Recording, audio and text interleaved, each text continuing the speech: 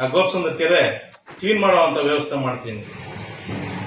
ನಾನು ನಮ್ಮ ಮಂತ್ರಿಗಳ ಹತ್ರ ಕೇಳ್ಕೊಳ್ಳೋದಿಷ್ಟೇ, ಗೋಪಸಂದ್ರ ಕೆರೆ ಯಾವ ರೀತಿ ನೀವು ನೆತ್ತುಂದಿ ಕೆರೆಗೆ ಸುಮಾರು ಕೋಟಿಗಳು ಹಾಕಿದ್ದೀರಾ, ಮಾಡಪಲ್ಲಿ ಕೆರೆಗೆ ಕೋಟಿಗಳು ಹಾಕಿದ್ದೀರಾ, ಕನಪಲ್ಲಿ ಕೆರೆಗೆ ಕೋಟಿಗಳು ಹಾಕಿದ್ದೀರಾ, ಬತ್ತರಿ ಕೆರೆಗೆ ಕೋಟಾಂತರ ರೂಪಾಯಿಗಳು ಹಾಕಿದ್ದೀರಾ.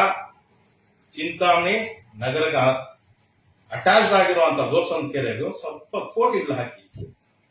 ನಾವು ಈ ಭಾಗದ ಜನರು ನಿಮ್ಗೇನು ಮೋಸಗಳು ಮಾಡಿಲ್ಲ, ನಾವು ಒಳ್ಳೇದು ಮಾಡಿದ್ದೀವಿ. ನಾವು ಸ್ವಲ್ಪ ಅಭಿವೃದ್ಧಿಯನ್ನು ನೋಡ್ತೀವಿ ನಾವು ಕಣ್ಣಾರೆ. ಏನು ಲೈಟ್ಗಳು ಹೋಗಿದೆ ಮೇನ್ ರೋಡ್ಗಳಲ್ಲಿ ಹೇಳಿ ಹೇಳಿ ಸಾಕಾಗ್ಬಿಡ್ತಾ ಇದೆ. ಕೇಳೋರಿಲ್ಲ ಹೇಳೋರಿಲ್ಲ, ಬೆಳಕಿಲ್ಲ. ಅದರಲ್ಲಿ ಬರೀ ಡಬಲ್ ರೋಡ್ ಅಂತ ಅಭಿವೃದ್ಧಿ ಮಾಡ್ಕೊಂಡು ಇದ್ಬಿಟ್ರೆ ಸಾಕಾಗಲ್ಲ. ನಮಗೂ LED ಲೈಟ್ಗಳು ಹಾಕಿಸಿ, ಗೋಪಸಂದ್ರ ಕೆರೆ ಕ್ಲೀನ್ ಮಾಡಿಸಿ, ಅಲ್ಲೊಂದು ಥೀಮ್ ಪಾರ್ಕ್ ಮಾಡಿಸಿ, ಥೀಮ್ ಪಾರ್ಕ್ ಜೊತೆಯಲ್ಲಿ ಮಕ್ಕಳಿಗೆ ಬೋಟಿಂಗ್ ಮಾಡುವಂತದ್ದು ಆಗ್ಲಿ. ಏನು ಹೇಳಿ ಅವ್ರಿಗೆ, ತಮ್ಗೆಲ್ಲ ತಿಳಿದಿರೋ ಪ್ರಕಾರ ಈ ಜನರ ದುಡ್ಡು ಪೋಲಾಗೋದು ಬೇಡ.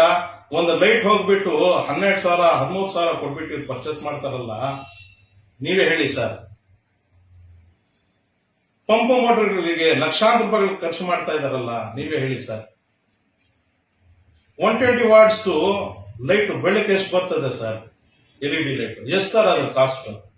ಎಸ್ ಸರ್ ಇವ್ರು ಕೊಡೋದು? ಬರೀ 40 ವಾಟ್ಸ್ಗೆ ಅಷ್ಟು ಕೊಡ್ತಾ ಇದ್ದಾರೆ ಸರ್. ಏನಾಗ್ತಾ ಇದೆ ಸರ್? ಅಧ್ಯಕ್ಷರು ಹೇಳಿ ಸರ್. ಆ ಸ್ಥಾನಮಾನ ಅಲಂಕಾರ ಮಾಡ್ಕೊಂಡ್ರಲ್ಲ, ಕೂತ್ಕೊಂಡ್ರಲ್ಲ, ಪಾಪ ಸ್ವೀಕಾರ ಮಾಡಿದ್ರಲ್ಲ, ಬಹಳಷ್ಟು ಮಾಡೋ ಕೆಲಸಗಳಿದೆ ಸರ್. ಓಡಾಡಕ್ ಹೇಳಿ ಸರ್. ಸರ್ ಸುಮಾರು ಟ್ಯಾಕ್ಸ್ ಬಂದಿದೆ ಅಲ್ಲ ಸರ್.